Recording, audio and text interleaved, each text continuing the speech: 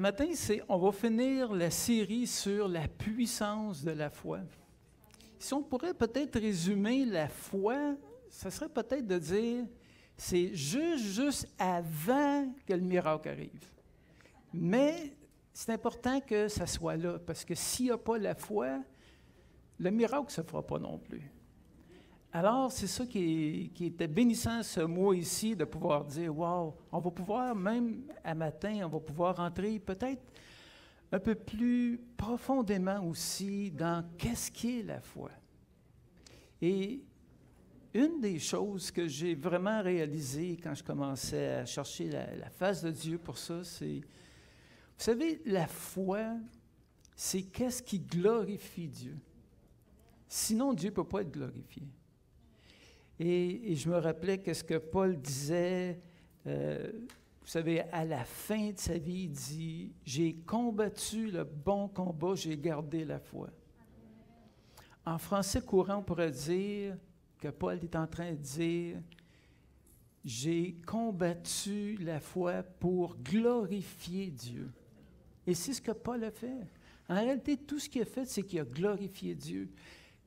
Quand Dieu disait, « Paul, je veux que tu fasses ça », c'est pas qu'il faisait, il faisait par la foi, mais la base, c'était vraiment, il faisait pour glorifier Dieu. Vous savez, parce qu'il y a deux sortes de chrétiens. Il y a des chrétiens qui vont prendre la foi pour un gain personnel. « Ah, moi, je m'attends au Seigneur et je vais avoir ma maison, je vais avoir mon auto, je vais avoir... » C'est pas que c'est pas correct. Mais si vous voulez avoir la vraie foi, vous devriez dire, « Seigneur, qu'est-ce que je veux? C'est te glorifier. » Alors, je vais combattre le combat de la foi. Amen. Merci, Seigneur.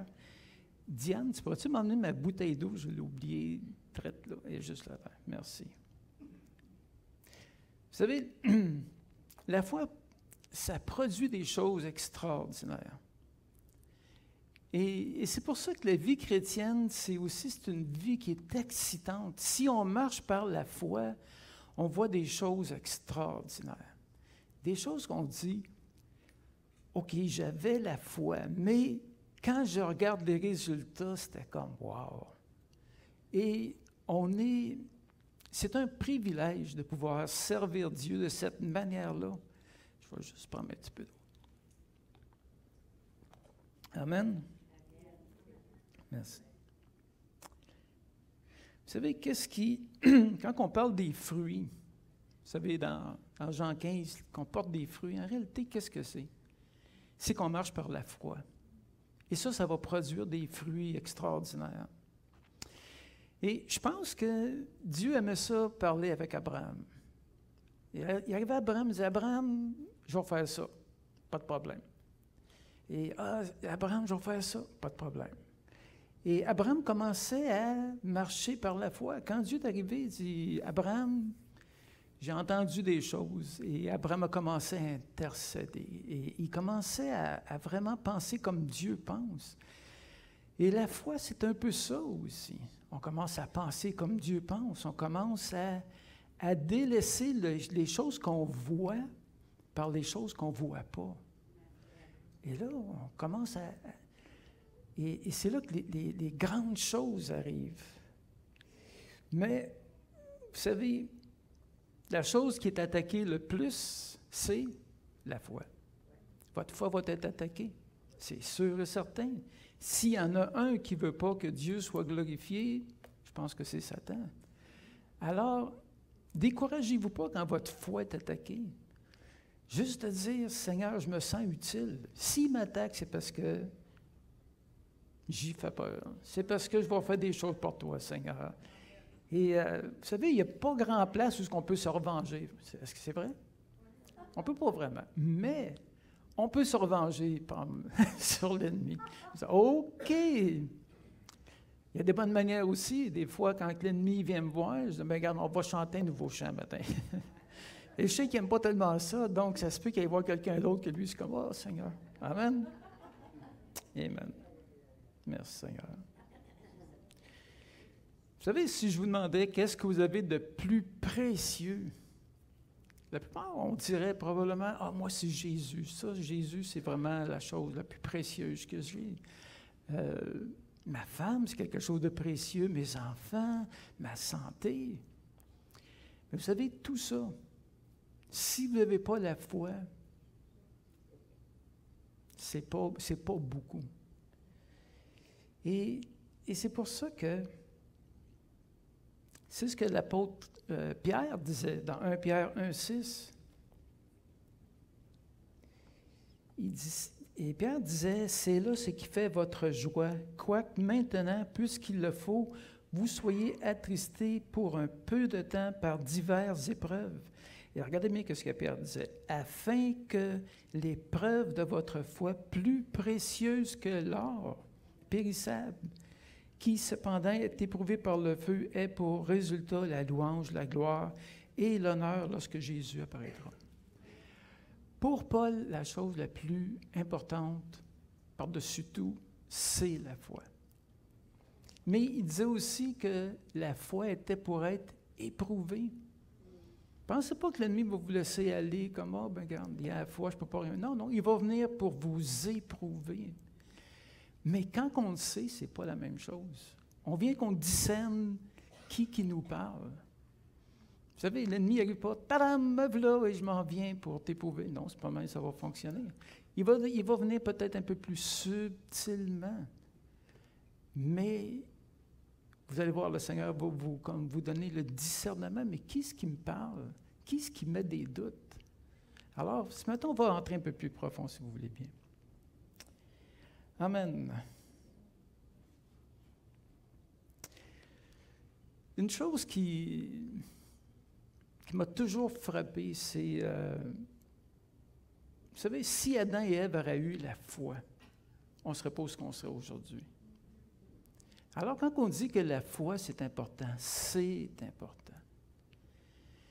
Parce que comme on disait, s'il y aurait eu la foi, la violence ne serait pas rentrée dans ce monde. Ses enfants, il n'y en aurait pas un qui aurait tué l'autre. Alors, comment on commence à voir comment c'est important d'avoir cette foi. Et je me demande, parce qu'Adam, on sait que, pour toutes sortes de raisons, vous savez, dans ce temps-là, le monde vivait beaucoup plus longtemps, mais Adam a vu toute la violence entrer sur la terre, d'une génération après l'autre. Et comment il aurait donc dû dire, j'aurais donc dû croire en qu'est-ce que Dieu m'avait dit. Mais non, il a décidé de ne pas croire. C'est une décision. Vous savez, on parle que l'ennemi est puissant, mais il ne vous forcera pas à faire quelque chose. Il va vous suggérer quelque chose, mais il ne vous forcera pas à faire quelque chose. Alors, c'est qui décide? Et ça ne sera pas Dieu, ça ne sera pas l'ennemi, ça va être vous. C'est vous qui devez vous tenir à ce que Dieu a dit. Sinon, et c'est pour ça qu'un matin, c'est bon d'aller un peu peut-être plus en profondeur, juste pour voir l'importance d'avoir la foi. Vous savez, des fois, c'est comme, ah ben, j'ai pas eu ce que je voulais. Non, non, on ne parle pas de ça le matin. On parle vraiment de la vraie foi, votre destinée, la destinée de ceux qui sont alentour de vous. Alors, c'est comme on se dit, wow, c'est bon peut-être qu'un matin, on s'arrête et qu'on prenne du temps pour vraiment comprendre l'importance de ça. Vous savez, quand la violence est entrée, même aujourd'hui, on dit l'enfer est ici sur la terre. C'est pas exact, mais quand même, il y a des ressemblances. Parce que quand on regarde à toute la violence qu'il y a, les choses, vous savez, on regarde aujourd'hui, on a l'inflation, on a toutes sortes de choses. Pourquoi? C'est à cause du péché. À cause que, j'en veux plus, j'en veux plus, j'en veux plus. Et c'est important pour nous. Amen. Avant qu'on rentre un peu plus, on va juste expliquer c'est quoi la distanciation. Dieu garde quelquefois une distance entre nous et lui. Je pense que tout le monde a vécu ça. Des fois, on va en prière, on dirait, il me semble que Dieu n'était pas là. Ou il me semble que Dieu n'est pas là. C'est comme il y a une distance qui se fait. Et ça, c'est à cause que Dieu nous a donné le libre choix. Je vais vous donner un exemple, vous allez peut-être mieux comprendre. OK, admettons, vous avez des enfants. Là, tu dis aux enfants, touche pas à ça. Tant que vous êtes là, il ne touchera pas. Partez voir. Et il va y aller. Alors, qu'est-ce qui fait que l'enfant avait foi en vous?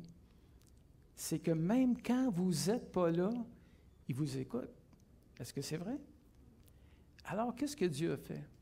Dieu, c'est pour ça que dans le jardin, qu'est-ce qui s'est passé? Dieu venait le soir et discutait avec l'homme et la femme. Mais il arrivait des temps où l'homme et la femme étaient toutes seuls. Et c'est là que la foi va être prouvée.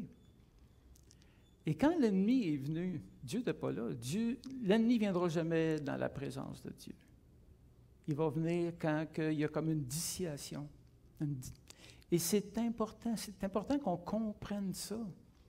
Alors, c'est pour ça que des fois, quand on prie, il me semble que je ne sens pas la présence de Dieu. Dieu est toujours là. C'est juste qu'il veut voir, est-ce que tu vas persévérer pareil? Est-ce que tu vas continuer pareil avec moi? Est-ce que tu vas garder mes commandements? Parce que comme on disait tantôt, les enfants sont comme ça. Nous, on est comme ça aussi. Vous savez, si on serait dans la présence parfaite de Dieu, on ne pécherait jamais. Right? C'est comme, mettons, tu disais, hey, il y a une police qui est là, mais elle est là, je ne le ferai pas. Mais ça ne prouve rien. Qu'est-ce qui prouve? C'est quand vous êtes seul. C'est ça qui prouve. Je travaillais avec un musulman, puis souvent on avait des discussions, puis lui disait, nous, on a la meilleure religion. Et lui, il commençait à me parler, nous, en Iran, c'est comme ça, j'ai comme ça, tu sais. Mais moi, je le savais parce qu'il m'avait parlé avant. Quand il est arrivé, qu'est-ce qu'il a commencé à faire? Il a commencé à fumer, à boire, puis à courir après les filles. En Iran, il ne le faisait pas parce que s'il le faisait, il se ramasse en prison. Alors, j'ai commencé à lui dire, j'ai dit, sais-tu comment ça fonctionne? J'ai dit, Dieu, qu'est-ce qu'il te donne? Il donne la liberté, puis il regarde celui qui le suit, celui qui ne le soit pas. Et là, il a regardé à terre. Là, il a réalisé vraiment que Dieu ne nous force pas, sinon ce n'est pas vrai. C'est juste des lèvres, mais le reste, ça ne vaut rien. Amen? Merci Seigneur. Alors, pour nous aujourd'hui, vous savez, parce que certains étaient venus dans Genèse 3.1, ça disait, bon, on va le lire si vous voulez, c'est dans Genèse 3.1, et ça dit, « Le serpent était le plus rusé de tous les animaux des champs que l'Éternel Dieu avait fait. Il dit à la femme, Dieu a-t-il réellement dit, vous ne mangerez point de cet arbre? » Il commence à mettre des doutes sur qu'est-ce que Dieu a dit. Et parce qu'il y avait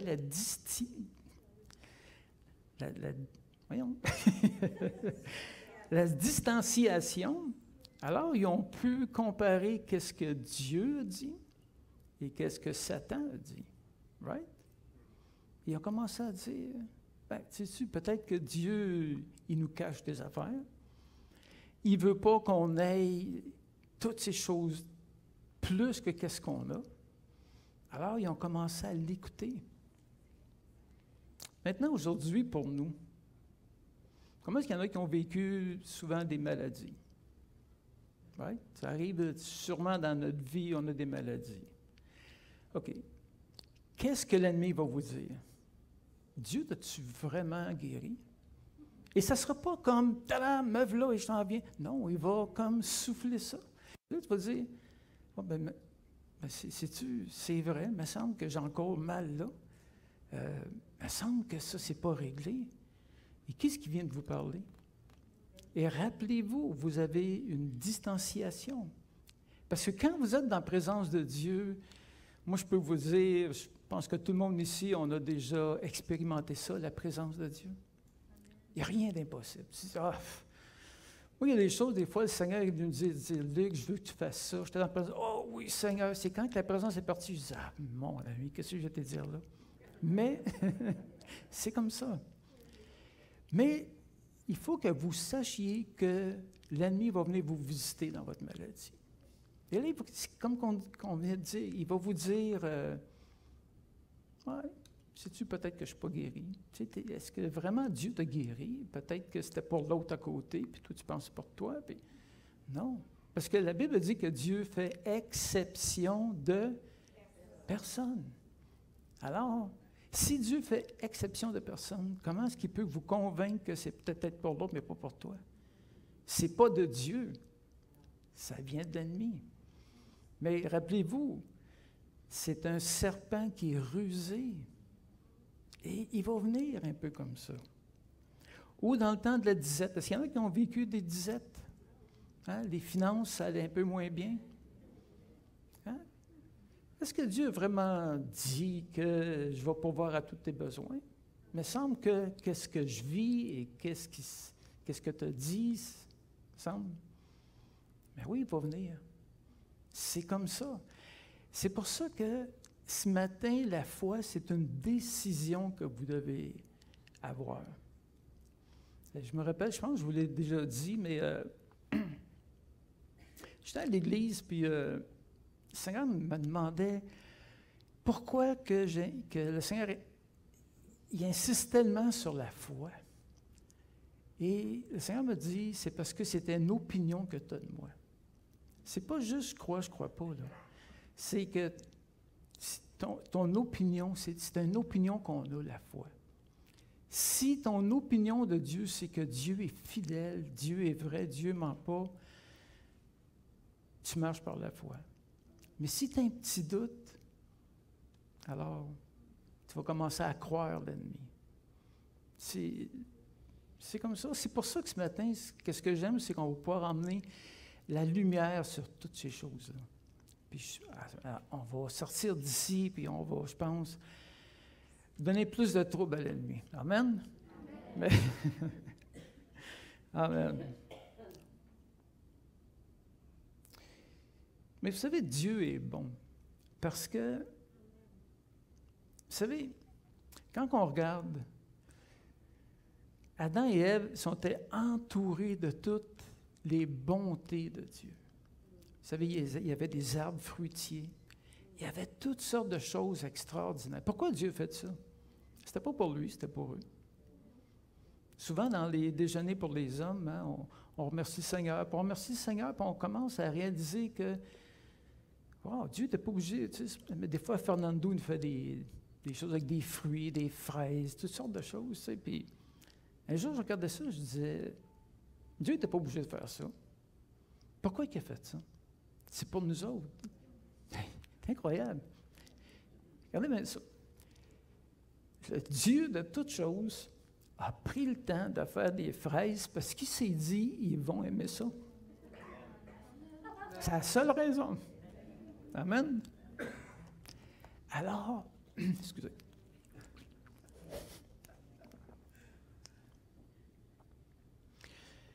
Alors, juste ça, ça devrait parler, ça aurait dû parler à Adam et Ève.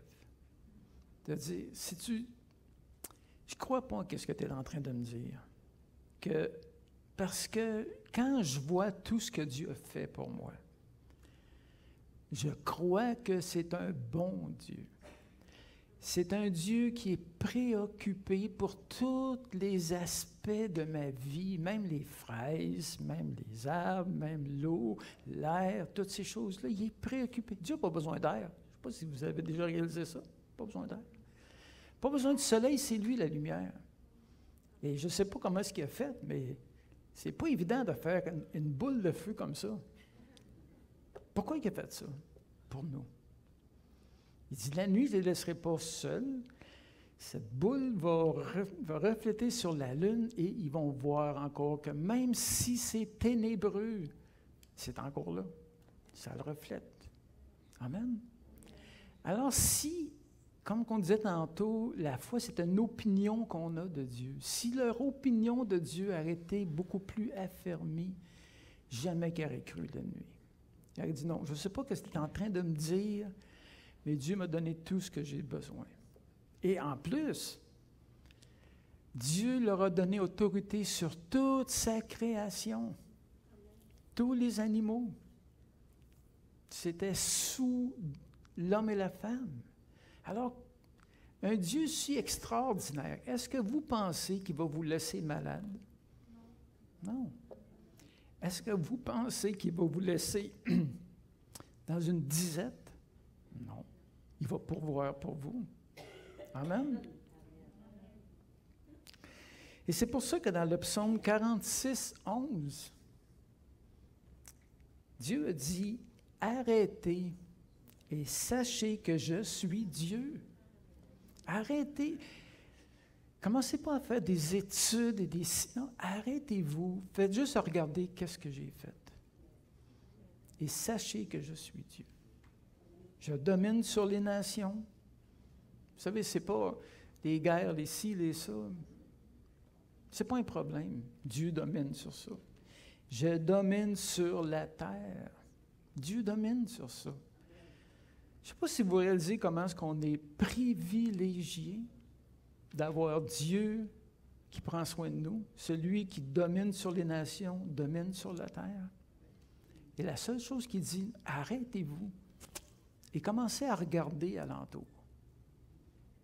Vous savez, ça c'était Adam et Ève, ils sont nés là-dedans. Mais aujourd'hui, est-ce que vous voyez encore des arbres? Oui. Est-ce qu'on voit encore des fruits? Oui. Alors, nous aussi, on devrait juste à regarder tout ce que Dieu a fait pour nous. Ça devrait nous donner une bonne opinion de Dieu.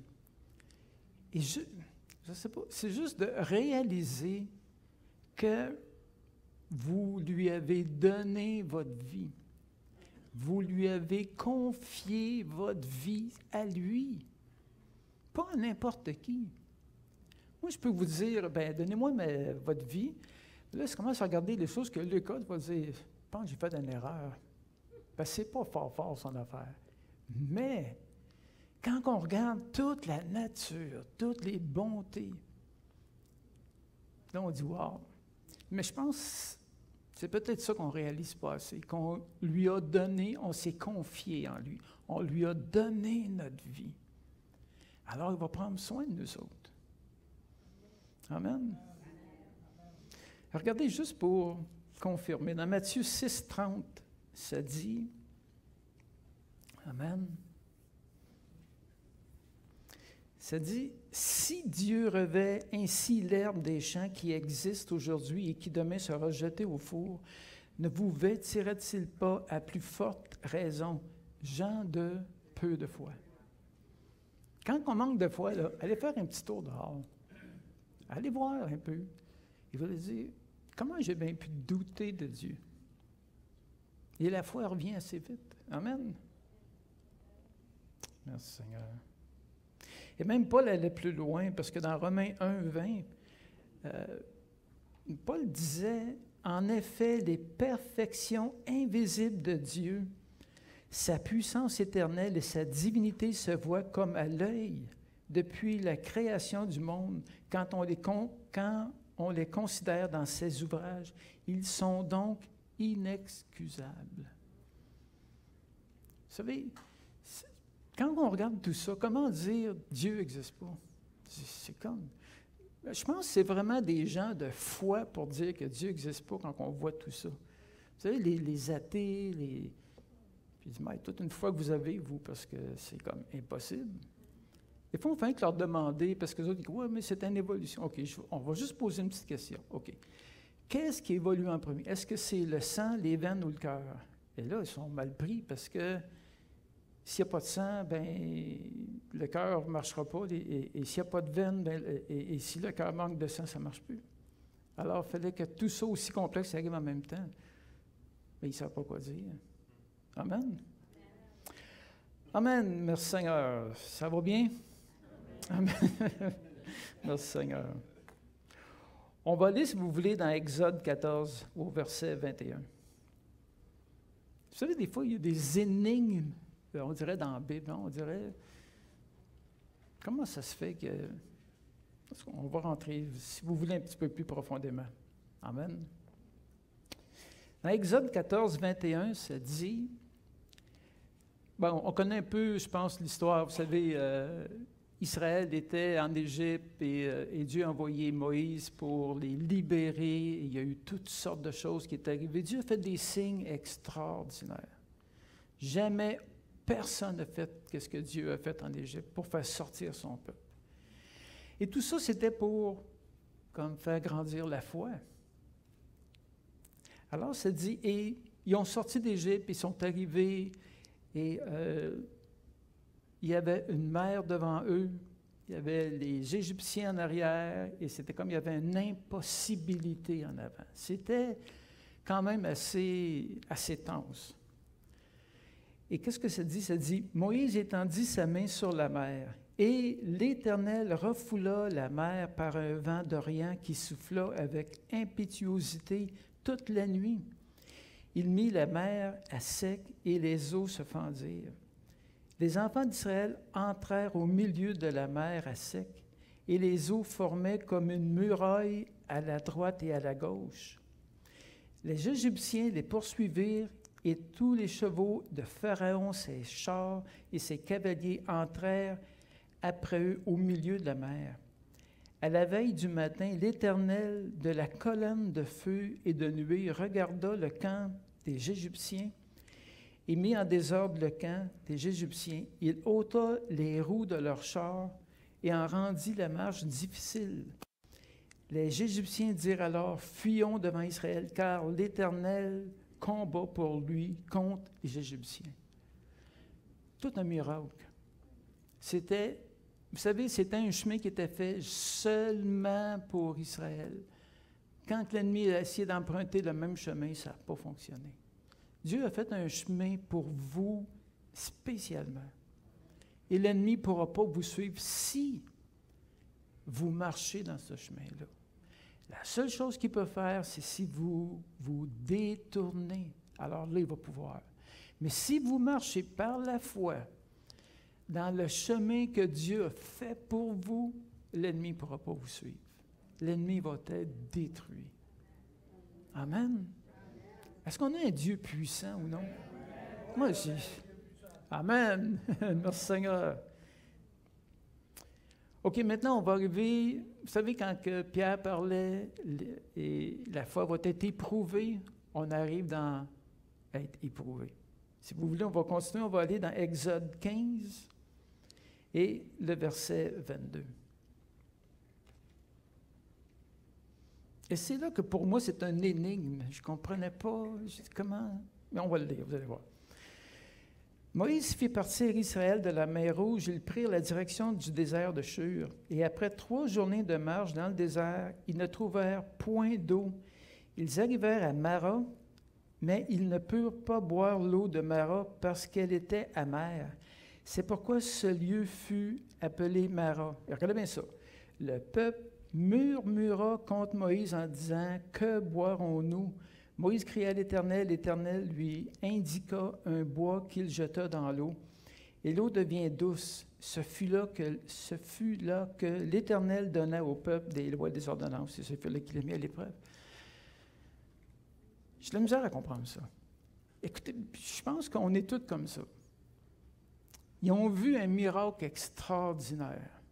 Ils arrivent à une place, il y a un trouble, ils sont prêts à tout lâcher. Comment est-ce qu'on peut penser comme ça? Et c'est drôle pareil parce que, vous savez, pour Dieu, ce n'était pas un gros problème. Savez-vous que ça a pris? Un morceau de bois puis quelqu'un qui bégaye pour régler ça. C'est incroyable. N'est-ce pas? Dieu a dit à Moïse, prends un morceau de bois. Et vous savez que Moïse bégayait, on savait qu'il y avait un problème de langue. Il prend un morceau de bois, quelqu'un qui bégaye, trop bégayé.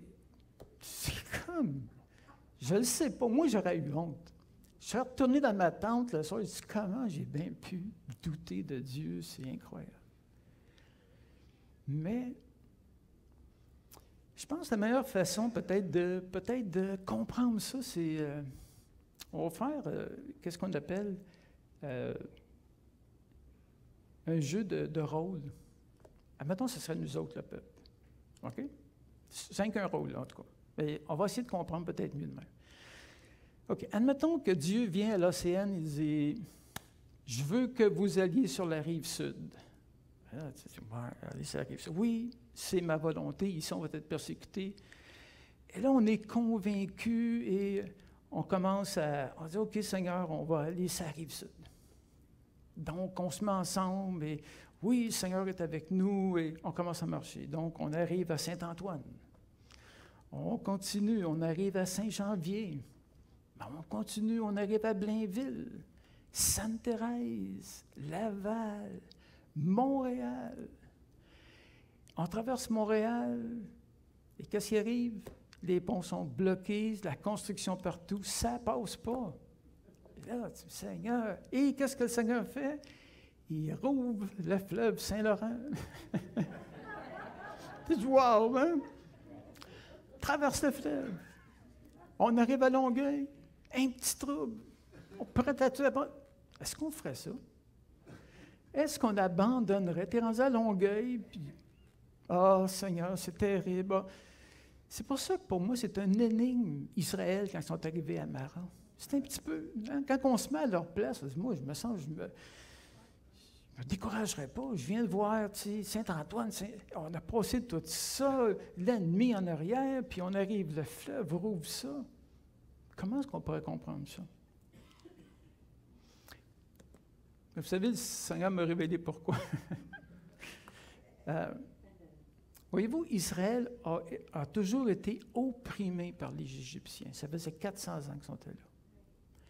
Ils se sont fait... Il n'y avait aucune confiance dans l'autorité. Les autorités les ont toujours trompés. Ils disaient, oui, mais il y avait toujours quelque chose.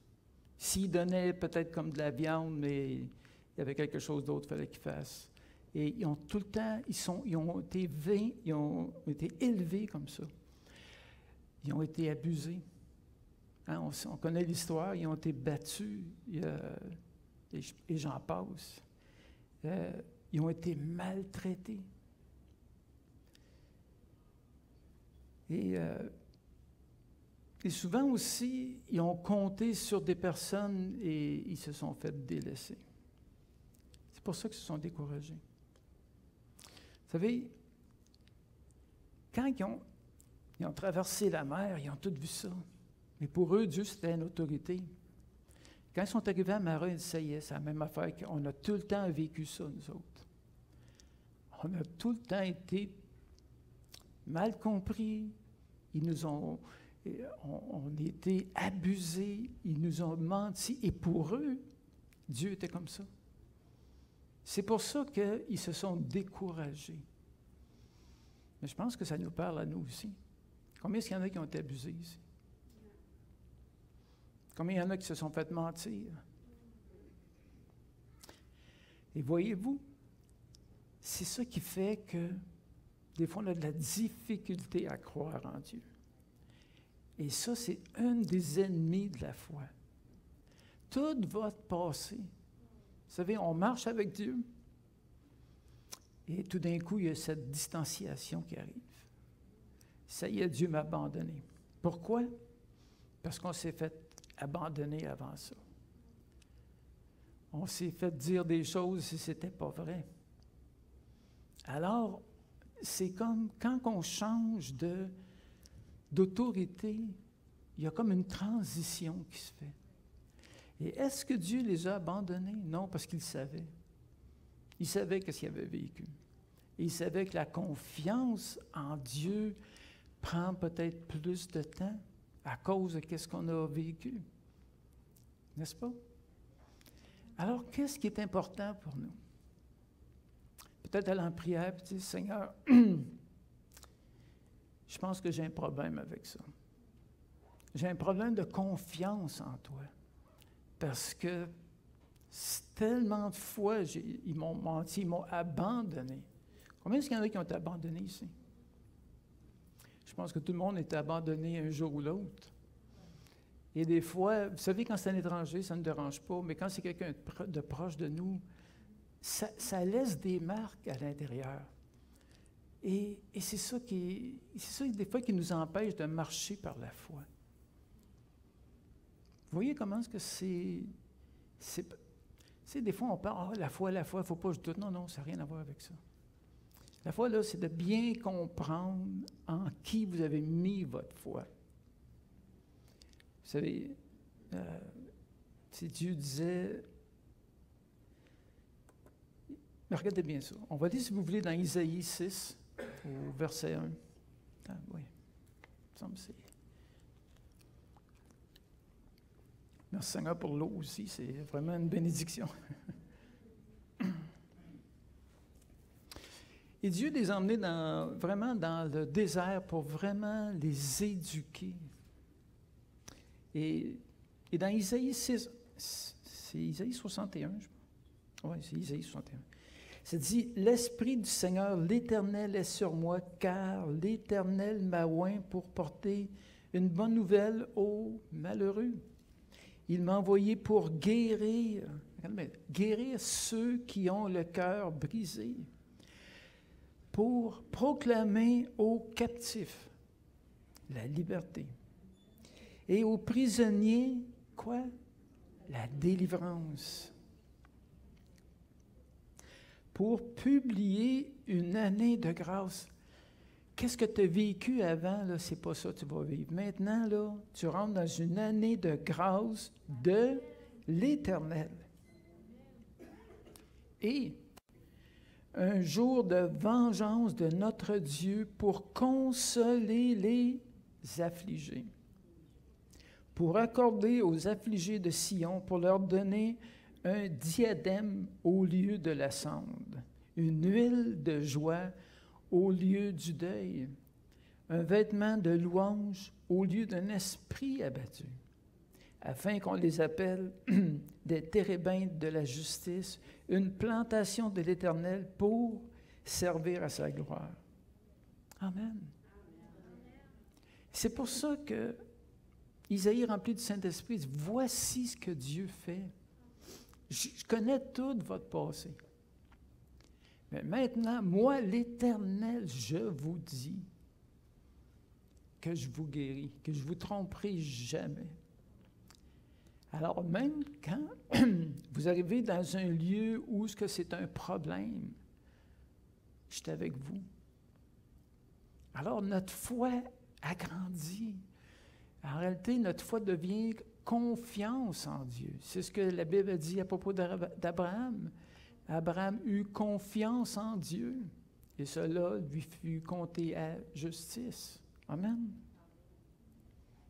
Et encore un peu plus loin, dans Matthieu 11, 28. Et ça dit, « Venez à moi, vous tous qui êtes fatigués et chargés, et je vous donnerai du repos. Prenez mon joug sur vous et recevez mes instructions, car je suis quoi? Doux et humble de cœur. » Et ça, on ne trouvait pas ça en Égypte. Il n'y avait aucun Égyptien qui était doux et humble de cœur, ça, je peux vous le dire. Mais quand on va au Créateur de toutes choses, puis que lui dit, « Moi, je suis doux et humble de cœur », ouf! Et ça dit, « Et vous trouverez du repos. » Pourquoi? Pour vos âmes. « Car mon joug est doux et mon fardeau léger. » Qu'est-ce que les Égyptiens mettaient sur Israël? Un fardeau lourd et difficile. Qu'est-ce que Dieu dit? « Moi, mon joug va être doux et mon fardeau léger. » Disconnectez-vous de l'Égypte. Et vous savez tous, ici, je pense qu'on a tous connu ça peut-être aussi, l'Égypte. À un certain degré, vous savez, le monde, c'est pas facile. Vous savez, vous allez, pas besoin d'être tellement loin, vous allez voir que c'est difficile, le monde. Et souvent, ils vont vous demander beaucoup de choses, et ça ne marche pas, on va en prendre un autre, et puis, et c'est comme ça. Mais quand on va à lui, par exemple, pour lui, c'est pas ça du tout. Amen. Merci Seigneur. On a vraiment un bon Dieu. Et la foi, c'est, comme on disait tantôt, c'est juste une opinion qu'on a de lui. Et c'est juste que savez, naître de nouveau, c'est pas juste mais là, je suis rendu chrétien et puis je vais à l'église et je fais des prières. Non, c'est beaucoup plus que ça. C'est quelque chose qui va en profondeur. C'est une en réalité, c'est une nouvelle naissance. Et quelqu'un qui dit, moi, je ne suis pas né de nouveau, on va se parler. Parce qu'il faut que tu comprennes que oui, tu nais de nouveau. Tout ce qui est passé, c'est passé. Tout ce que tu as pu vivre, c'est passé. Maintenant, tu as un Père qui prend soin de toi. Tu as un Père qui t'a tellement aimé qu'il a donné son Fils unique pour toi. Moi, je ne pense pas que Pharaon aurait donné son fils pour... Je ne penserais pas. Mais Dieu, lui, l'a fait. Qu'est-ce qu'il y avait de plus important? Il l'a donné pour nous. Alors, notre opinion doit commencer à changer sur « Wow, c'est à lui, j'ai donné ma vie, c'est lui qui prend soin de moi. » Alors, on commence à réaliser des choses. Vous savez, il y a d'autres personnes qui, pour eux, la foi, c'est juste une manière de régler leurs problèmes.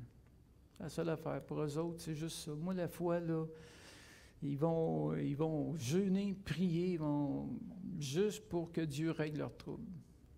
Pour eux autres, ça n'a rien à voir avec « j'aime Dieu » ou... Non, c'est une opportunité soit de s'enrichir, de régler leurs troubles, des affaires comme ça.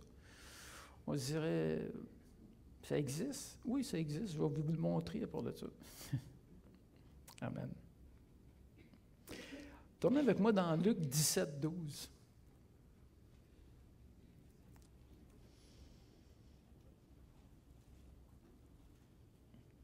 Amen. Donc, Luc 17, 12, ça dit...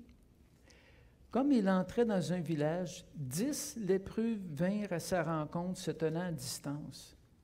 Ils élevèrent la voix et dirent, « Jésus, Maître, aie pitié de nous. » Dès qu'il les eut vus, il leur dit, « Allez vous montrer au sacrificateur. » Et pendant qu'ils y allèrent, il arriva qu'ils furent guéris.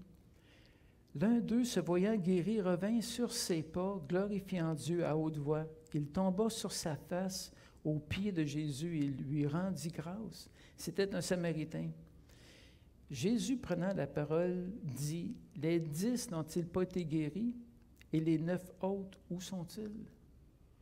Ne s'est-il trouvé que cet étranger pour revenir et donner gloire à Dieu? » Regardez ça. Puis, il lui dit, « Lève-toi, ta foi t'a sauvé. »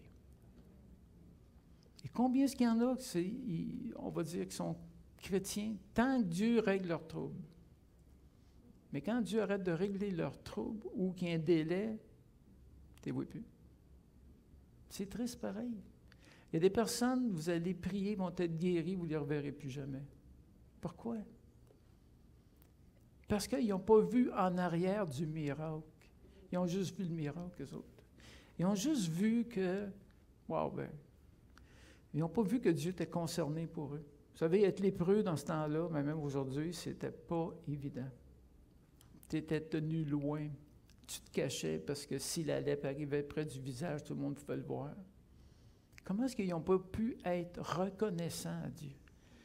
De voir, pas juste d'avoir reçu un miracle, mais d'avoir Dieu qui les a guéris. Il n'y en a qu'un qui est revenu. C'est triste pareil. Et des fois, notre foi est, je ne sais pas comment dire ça, est mal focusée. Ils ont eu la foi parce qu'ils sont venus à Jésus. Il y avait une foi pour aller à Jésus, puis espérer recevoir quelque chose de lui. Oui. Mais ce n'est pas la vraie foi. C'est pas ce que la foi... La vraie foi, c'est de dire, « Wow, je suis tellement reconnaissant. Je le sais à qui j'ai été. » Et les Samaritains, je peux vous dire que les Samaritains et les Juifs, ça faisait des flamèches entre les deux. Pourquoi? Parce qu'il y avait une jalousie, parce que si on recule un peu dans l'histoire, ça se pourrait-tu que des fois, Israël tapait ses nerfs de Dieu? Ça arrivait, oui. Et tellement que Dieu dit, ça va faire. Je vous ai mis dans ma terre promise, et vous arrêtez pas de louer d'autres dieux, faire toutes sortes de... OK, je vais vous déporter. Ils avaient déporté. Et qui est-ce qui avait emmené là? Les Samaritains. Alors les Juifs les détestaient. Et c'est pour ça qu'ils ne se parlaient pas ensemble. Mais c'était la faute de qui? Est-ce que c'était la faute de Dieu? Non. C'était la faute d'eux autres. Ils cherchaient toujours, ils ne voyaient jamais l'amour de Dieu en arrière de tout ça. La terre promise, quand on regarde la description de la terre promise, vous savez, il y avait des fruits, je pense que c'était... il y avait des géants, des impossibilités, puis pas de problème avec ça, moi, les géants, on va régler ça. Mais ils n'ont jamais vu ça. Pour eux autres, c'était comme, on prend un autre Dieu, il n'y avait pas d'amour pour Dieu. Mais vous savez, c'est un des Samaritains qui est revenu rendre gloire à Dieu. Amen. Et c'est tellement vrai que dans Luc 18, 7, vous savez, et Jésus est en train de dire, il dit, « Et Dieu ne fera-t-il pas justice à ses élus qui crient à lui jour et nuit, tardera-t-il à leur égard? Je vous le dis, il leur fera promptement justice. Mais quand le Fils de l'homme reviendra, trouvera-t-il la foi sur la terre? » C'est une chose de recevoir des choses de Dieu. C'est une autre chose d'avoir foi en lui, par exemple. La vraie foi, je parle. Et c'est ça que ce matin, c'est comme, j'avais vraiment ça que le Seigneur voudrait qu'on réalise c'est quoi vraiment la foi. Il y a des ennemis de la foi, comme on disait tantôt, l'ennemi va venir. Dieu t'a-t-il vraiment guéri? Dieu va-t-il pourvoir pour tes besoins? Non, on va peut-être attaquer ce côté-là. Puis je pense aussi qu'on comprend mieux aussi pourquoi que des fois on ne sent pas tout le temps la présence de Dieu. Dieu n'a pas changé. Il vous aime autant hier qu'il vous aime aujourd'hui, puis il vous aime encore demain. Ça n'a rien à voir avec ça. C'est juste que Dieu veut juste comme nous tester, nous prouver que oui, on a confiance en toi. Vous savez, c'est facile d'avoir la foi quand la personne est là, pas de problème, tu sais.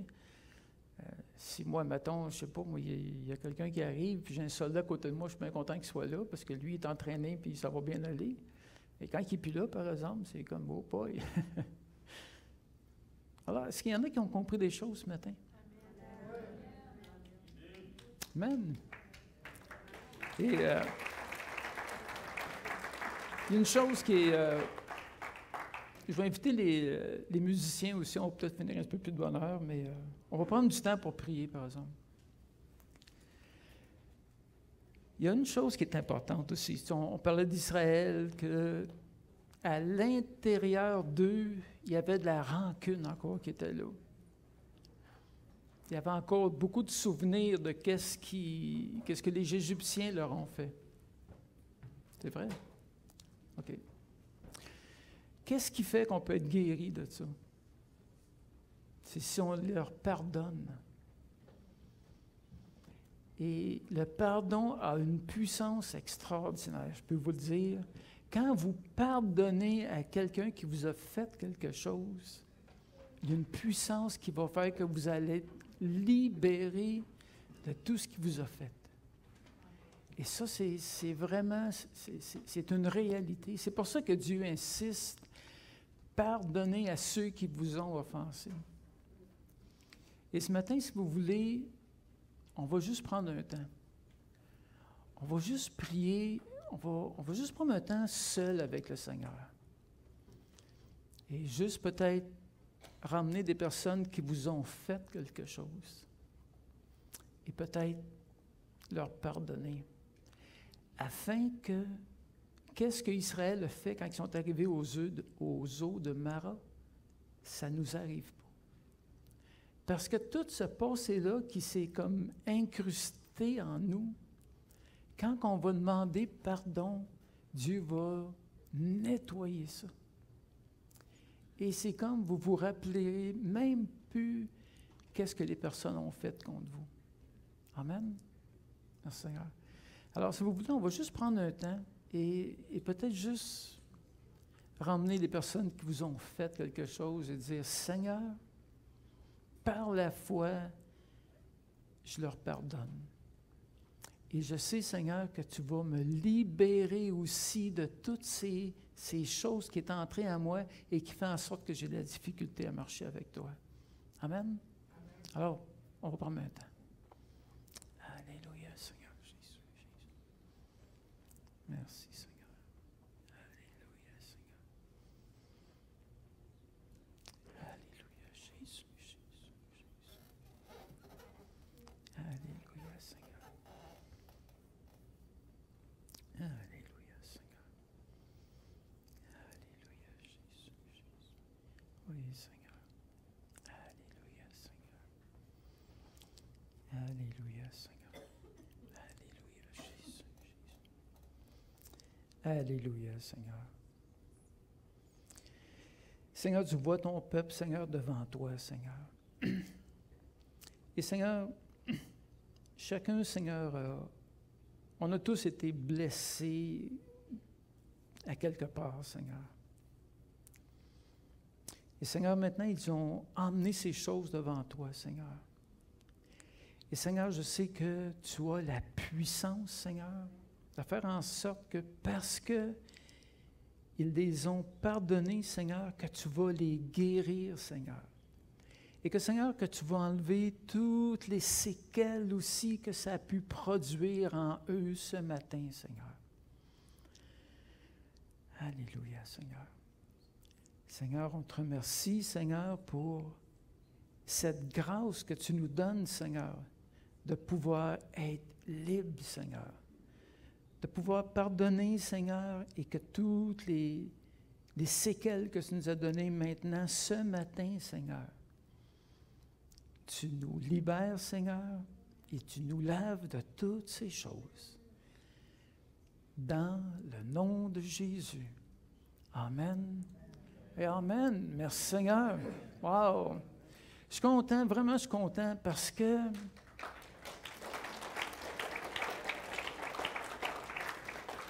vous savez, quand Dieu me montrait ça, ces choses-là, tu sais, le peuple qui avait... J'ai été des jours à beaucoup énumérer de choses que je dis, c'est vrai. En réalité, j'étais pris avec des choses et je voyais la profondeur que ça avait. Je pense un peu comme qu'on a vu ce matin. Comment c'est important qu'on reparte à neuf avec le Seigneur. Celui qui vous dit toujours la vérité. Celui qui vous trompe jamais, celui qui vous entoure de toutes ses bontés. Alors, on est vraiment un peuple privilégié. Amen. Merci, Seigneur.